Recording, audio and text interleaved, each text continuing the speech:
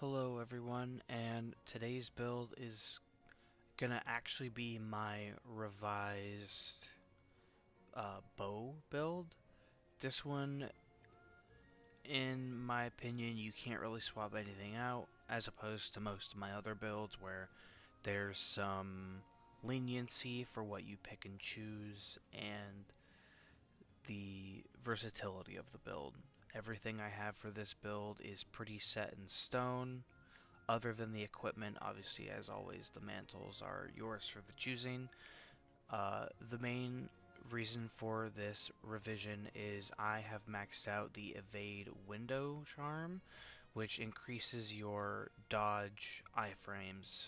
As you can see, it says it massively increases the invulnerability window.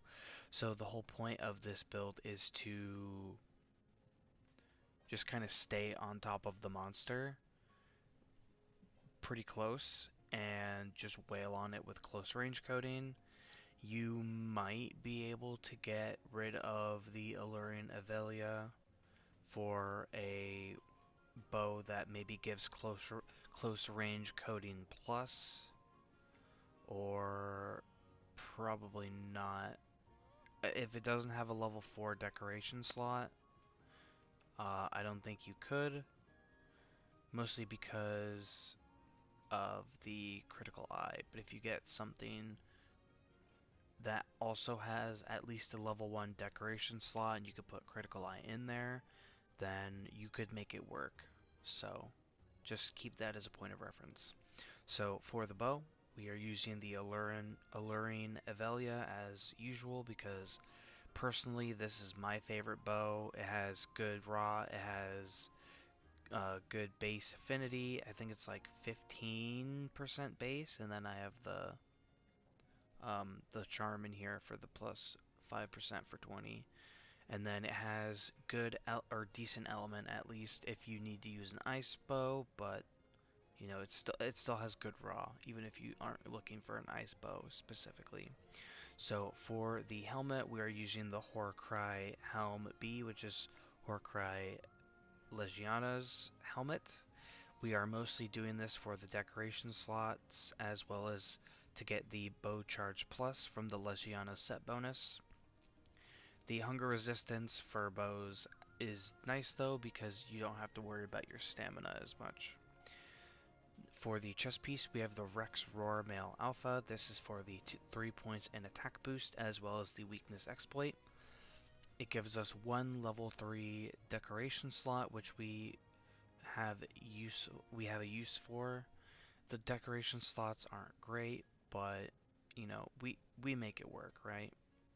You might be able to slot it out for something else, possibly, but next we have the Tentacle Gloves Y. This is mostly for Marathon Runner and the decoration slots. Marathon Runner is a comfort skill of mine for the bow, just so because I like to spam shoot instead of always dodging around to refill or to maximize the charge per shot. You, I also recommend not changing this one out though, even though you might be able to get away with it, mostly because the decoration slots that we put in it are pretty important. Next we have the Horcrux Coil Beat, which is Horcrux Legiana. Also, I just realized we do not have the bow charge plus, but this one gives us evade extender, which is useful for just dodging around. It means we dodge a little bit further, and then we have a level 4 decoration slot. Next we have the Tentacle Greaves Y, which we are using purely for the Constitution. The Thunder Attack and the level 4 decoration slot are of no consequence to the build, although the level 4 decoration slot does get used, obviously.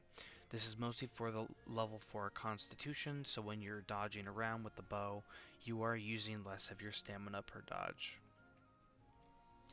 For the jewels themselves, in the Alluring Avelia, we have a Jumping Expert jewel level 4. This maxes out Evade Extender, so our dodge distance is greatly extended. This does affect the bow dodge as well. Of course, this is mostly used for the Expert part of the jewel, but the jumping is still nice anyways. For the second jewel, we have a Satiated and Physique. This is to max out Constitution, and the free meal never hurt anyone, so when you're using a dash juice, or maybe you're taking one of the seeds, or a demon or armor skin, you have a chance to not consume it. The only level 1 decoration slot we have is for a critical eye. You could swap it out for an attack boost if you really wanted to, but all the critical eye I have in here is specifically to get 50% affinity. Next we have a Shaver Jewel, which just means we get to weaken a monster part a little bit easier without having to put too much effort into it. If you really didn't want this, you could probably go for something else, but I wouldn't really recommend it. Maybe for like a spread jewel, so your power shots do more damage. Next we have the Critical Eye Plus jewel. This is to give us 2 points into Critical Eye, which again is to get us to at least 50% affinity. Otherwise, in my opinion, the Critical Boost jewel, which is next, is not worth taking. And of course, with most builds, we have Critical Boost, which increases the damage dealt by critical hits by 30%. This is just a really good 1-point skill to always take if you can if you have a reason to put it in. It just gives you 30% flat extra damage, which is really, really good. Next we have the Sheath Expert Jewel. This is mostly for the critical eye because with Evade Window maxed out and Constitution maxed out, we're not really going to be putting the bow away unless we really, really, really need to put it away. But that is not the goal of this particular build. The goal is to dodge through everything and just keep wailing on the monster. Next we have a Resistor and Attack Jewel.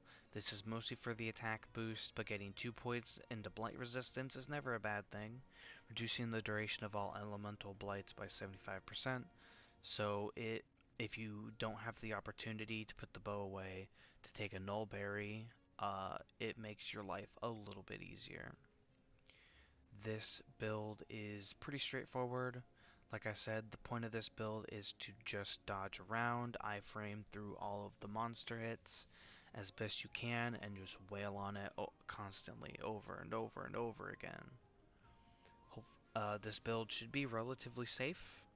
I think it would be pretty new player friendly, but considering that a lot of the stuff in this build is in the higher tier of monsters, like maxing out Alluring, Avelia, Horcry, Legiana isn't too high, but I know a lot of people find Legiana annoying. Then there's the Brute Tigrex, Chess Piece, and the 2 pieces of Arch-Tempered Namael, of course.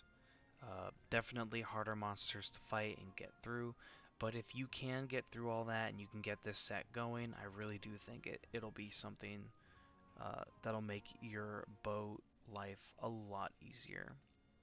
Anyways, thank you all for watching. I hope you have a wonderful day, evening, or night, and I will see you all in the next one. Goodbye.